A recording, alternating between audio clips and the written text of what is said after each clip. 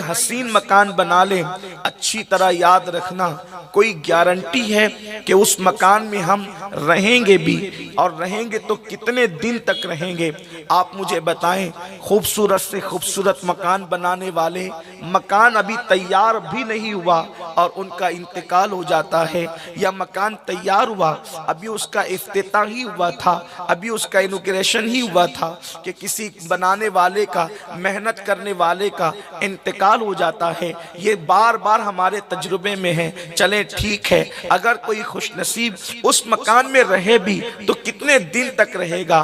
ہم نے اے سی لگائی، ہم نے پنکھے لگائے، ہم نے لائٹ لگائی، ساری خوبصورت چیز رکھی، لیکن آپ مجھے بتائیں کتنے دن رہو گے؟ اس کی گارنٹی ہے۔ لیکن آؤ، ایک مکان وہ بھی ہے جس میں رہنا یقینی ہے، اور اللہ اکبر، اس میں گارنٹی بھی ہے کہ رہنا کتنے دن تک کے ہے۔ ان مکانات میں رہنے کی کوئی گارنٹی نہیں ہے، لیکن وہ مکان جس کو قبر کہتے ہیں، اس میں قیامت تک مجھے بھی رہنا ہے اور آپ کو بھی رہنا ہے۔ جس مکان کے اندر رہنا کتنے دن ہے اس کی کوئی گنجائش اور گارنٹی نہیں ہے، اس مکان کے لیے کتنا اہتمام کیا، لیکن جس مکان کے اندر قیامت تک سونا ہے، جس مکان میں قیامت تک رہنا ہے، اس مکان کو خوبصورت بنانے کے لیے، اس کی تزئین کاری کے لیے، اس میں ٹھنڈک کے لیے، اس میں ہواؤں کے لیے، اس میں فضاؤں کے لیے، اس میں نرم بستروں کے لیے ہم نے کیا انتظام کیا ہے؟ میرے پیارے آقا صلی اللہ علیہ وسلم کے پیارے دیوانوں، مکانات کے گدے قیمتی پیسے خرچ کر کے خریدے جا سکتے ہیں، مگر قبر کے گدے قیمتی پیسے خرچ کر کے دنیا کے اندر خریدے نہیں جا سکتے، بلکہ اس کی ایک کنڈیشن ہے، اللہ اکبر، اللہ کو راضی کرنا ہوگا، گناہوں سے بچنا ہوگا۔ قبر میں بھی کرتے ہیں، قبر میں بھی کرتے ہیں۔ کس نے کہہ دیا کہ قبر میں صرف مٹی ہی مٹی ہے؟ بلکہ اللہ جس سے راضی ہو جاتا ہے، اللہ کو جو منا لیتے ہیں، ان کے لیے دنیا کے نہیں بلکہ جنت کا بستر لگایا جاتا ہے اور اتنی خوبصورت نیند سلایا جاتا ہے، فرشتے آ کر کہتے ہیں نم کا نومت العروس، ایسے سو جا جیسے پہلی رات کی دلہن سوتی ہے۔ قبر کی نیند کوئی آسان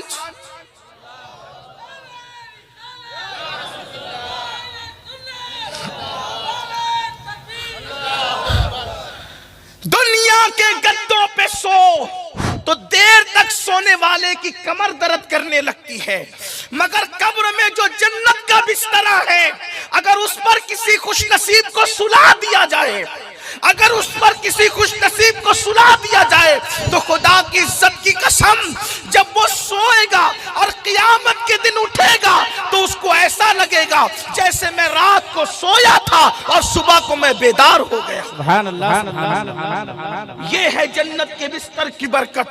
لیکن دنیا میں ہم نے گدے تو لگائے، قبر کے لیے کیا انتظام کیا، قبر کے لیے کیا تیاری کی؟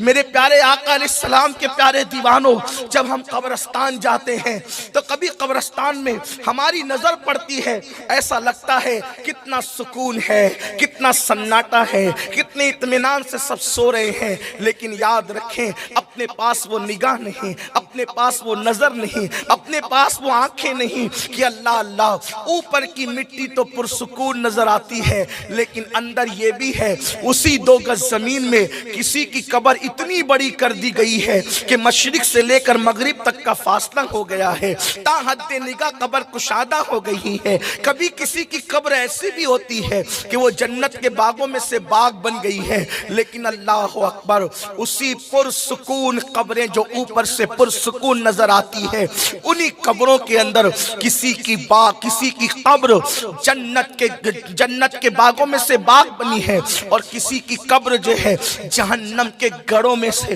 ایک گڑا بن گئی ہے۔ ہاں ہاں، وہ سانپوں کا بسیرا، وہ بچھوؤں کا بسیرا، وہ فرشتوں کے ہاتھوں میں آگ کے ہتھوڑے، وہ فرشتوں کے ہاتھوں میں آگ کے گوزے۔ میرے پیارے آقا صلی اللہ علیہ وسلم کے پیارے دیوانوں، مجھے بتاؤ دنیا کی رنگریلیوں میں زندگی گزارنے والوں، کبھی سوچا کہ 2 گز زمین کے اندر ہمیں بھی جانا ہے؟ 5-5 ایکڑ زمین پہ اترانے والوں، 50-50 ایکڑ زمین پہ اترانے والوں، 100 ایکڑ زمین کو اپنے نام پہ کرنے والوں، کبھی سوچا بھی کہ مالدار بھی مرے گا تو 2 گز زمین ہی ملے گی، غریب بھی مرے گا تو 2 گز زمین ہی ملے گی، امیر بھی مرے گا تو 2 گز زمین ہی ملے گی، فقیر بھی مرے گا تو 2 گز زمین ہی ملے گی؟ آؤ اس قبر کے لیے کیا تیاری کی ہے میرے پیارے آقا صلی اللہ علیہ وسلم کے پیارے دیوانوں؟ قبر آخر قبر ہے، قبر آخر قبر ہے۔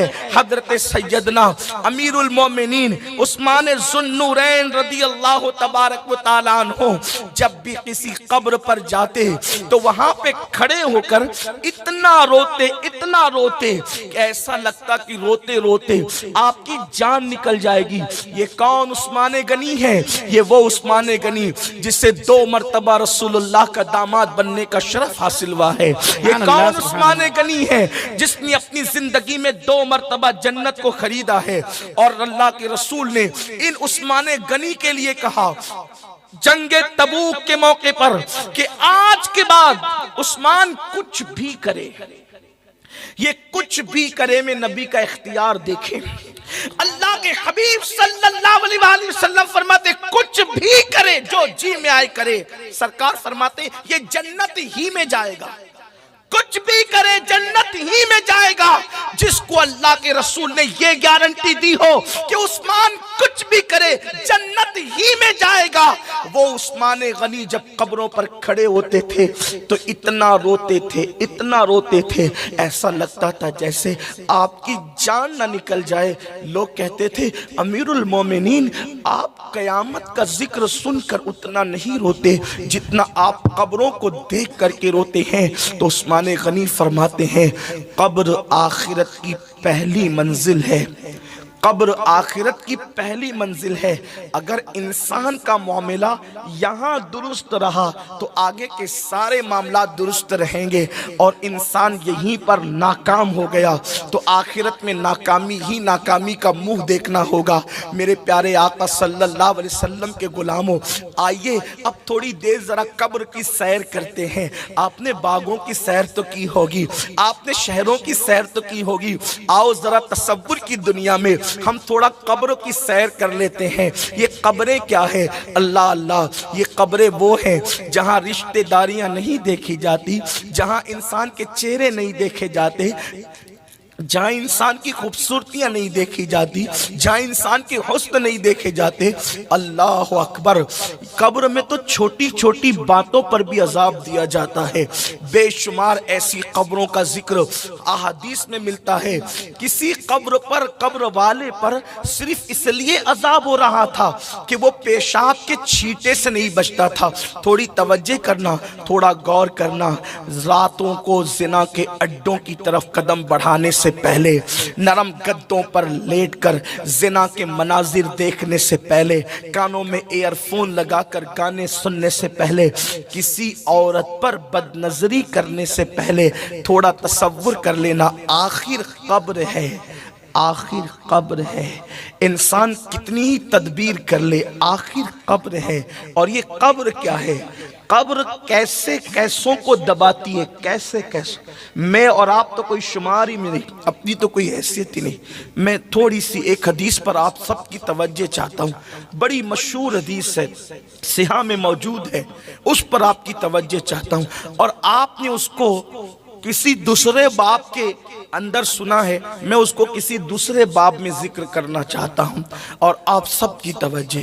ہم سوچتے ہیں اللہ کریم ہے یار، قبر میں کیا ہوگا، بلکہ ہم تو شعر پڑھتے ہیں نا، قبر میں لہرائیں گے تا حشر چشمے نور کے، میں بھی پڑھتا ہوں، آپ بھی پڑھتے ہیں، لیکن یاد رکھنا یہ شعر پڑھنے کے حق ان کو تھے جن کی تہجد بھی فوت نہیں ہوتی تھی، یہ شعر پڑھنے کے حق ان کو تھے جنہوں نے جانے تو دے دی مگر سنتوں کے خلاف عمل نہیں کیا۔